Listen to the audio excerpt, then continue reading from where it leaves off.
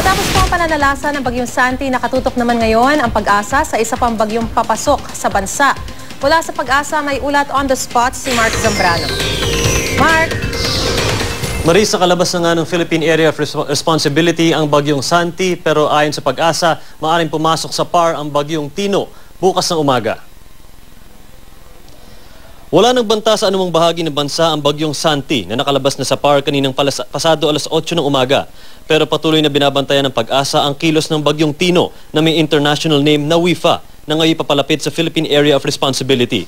Maaring pumasok sa Philippine Area of Responsibility ang Bagyong Tino pero dadaplis lang daw ito sa northeast section ng PAR tulad ng dinaanan ng Bagyong Ramil.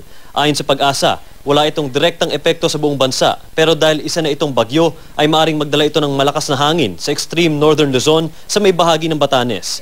Ayon naman kay Fernando Cada, weather forecaster ng Pag-asa, wala nang hanging habagat at tinatayang papasok naman ng hangin mula sa northeast o hanging amihan sa second week ng November. Maris, ayon sa Pag-asa ay makakaasa tayo ng magandang panahon at panakanakang pag-ulan lamang sa ilang bahagi ng bansa ngayong araw pero dapat daw ay I am ready pa rin tayo sa bawat pagkakataon. At yan muna ang latest mula dito sa Pag-asa. Maris? Maraming salamat, Mark Zambrano. I am ready.